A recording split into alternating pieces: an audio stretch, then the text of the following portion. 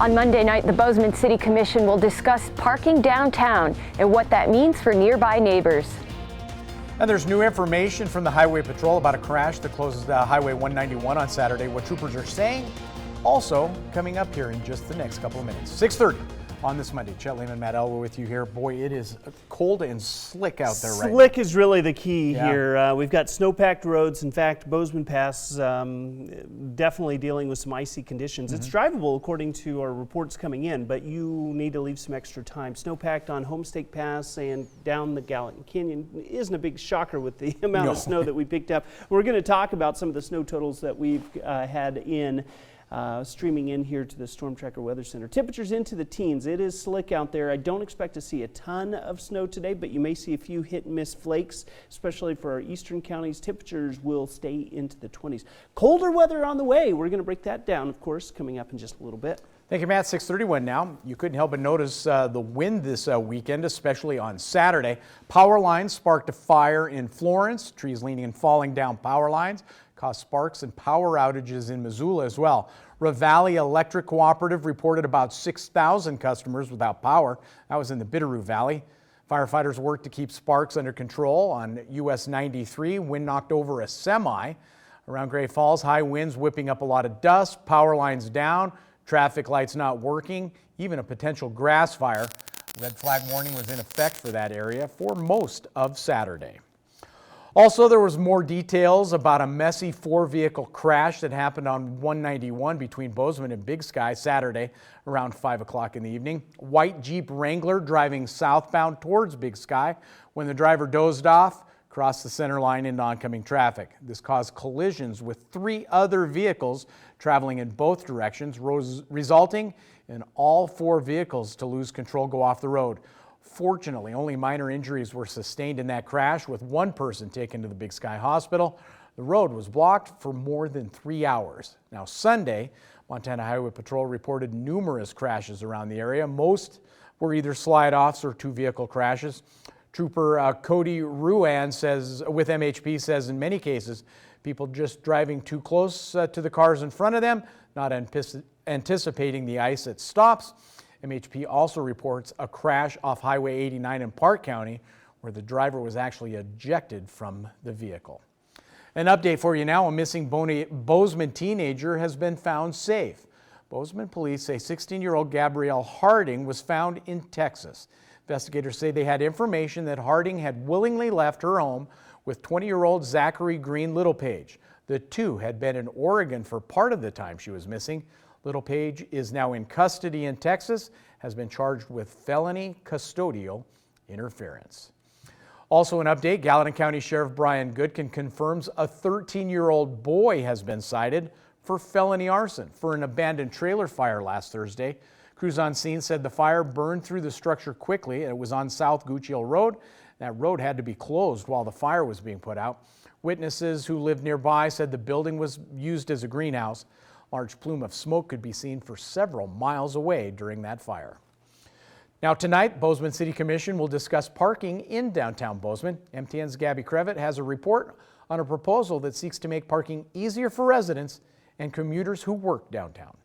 Growth and development downtown has meant more parking congestion for residents that live in nearby neighborhoods. At the next City Commission meeting, commissioners will discuss one option that might help ensure residents always have a parking spot. It's not uncommon for people who work on Main Street in downtown Bozeman to park in nearby neighborhoods. The city of Bozeman wants to make sure those residents always have a place to park, while also offering regular commuters a place. How do we help those neighborhoods make sure that they have a place in their neighborhood to park? The Bozeman City Commission will vote on a downtown parking management district and a parking benefit zone on Monday. The residents would get first shot, so every resident gets a sticker of some kind, possibly 2, and then some for guests. Residents can choose to sell their extra parking passes, and those would go to people who work on Main Street. And then that money from the sale would take care of the costs of the stickers. So we drive down the administrative cost by selling them to somebody who works on Main Street. The Bozeman Parking Commission would create a district that only included affected neighborhoods. That means if a neighborhood near downtown Bozeman did not have a parking problem, it would not be part of the plan. According to city documents, establishing a downtown parking management district and a parking benefit zone are all part of a larger objective, part of the 2016 Downtown Strategic Parking Management Plan. If this passes on Monday, the Parking Commission would then go back and consider where those possible zones should be. More public meetings, more chance for input, specific rules, things like that. The Bozeman City Commission will vote on the parking district and benefit zones on Monday. There will be an opportunity for public comment. Back to you at the desk. 6:35 now, and other headlines this morning. Flu activity remains widespread throughout the state of Montana, with every county reporting at least one case. In the fourth week of 2020, the state saw just over 800 new cases reported, easily the most since the beginning of flu season back in October. In total, Montana reports 3,042 cases of influenza, with just under 150 of those requiring hospitalization. There has been one death due to the flu. Gallen County leads the state in reported cases with more than 650. Silver Bow County's new cases for the week of January 25th came in at 47. Our surrounding counties of Madison, Jefferson, Broadwater, and Park, all in single digits for new cases. Deer Lodge County right now at 19. Well, in Helena, the Symphony Orchestra and music director Alan R. Scott have transformed concert-going experience in Helena and revitalized one of the oldest symphonies in the state. Here's a preview.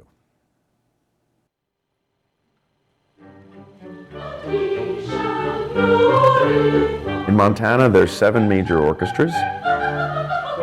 Helena Symphony was founded in 1955. We're in our 65th season.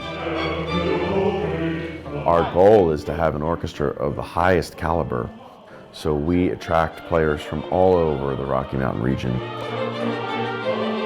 We do anywhere from 17 to 20 concerts a year. Our average audience age is 15 to 20 years younger compared to the national average, and that's really exciting.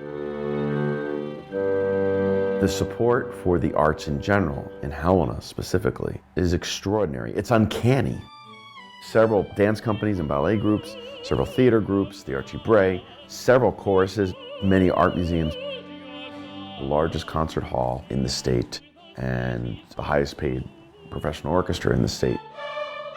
For the population size, it's extraordinary. Our Symphony Under the Stars, which started 16 years ago, I thought we'd get 3,000 to 4,000 people. It's one of the largest concerts in the country right now with 18,000 people. Music in Montana is thriving. But at the same time, I don't use the measurement of this is good enough for Montana. We should always be trying to get better. People come to concerts with the expectation of trust when we say, you should really experience this. They leave with this, wow, I gotta come back.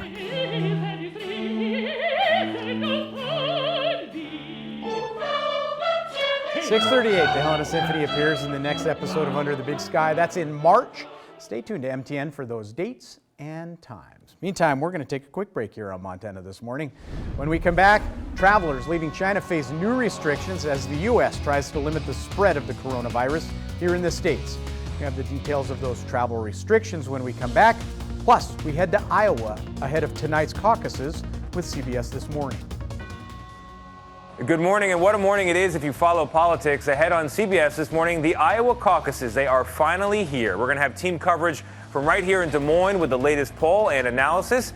You're going to hear from the candidates themselves as well as voters. We traveled to one county that swung sharply from blue to red in the last election. Talk to voters about who might be able to swing it back. Plus, why the Hawkeye State gets to play this key role in picking presidents, or at least eliminating them. And following the Chiefs' Super Bowl win, we're going to talk to one of their players, one of the champions themselves, about the team's first title in more than 50 years. Actually, 50 years on the button. We'll see you at 7.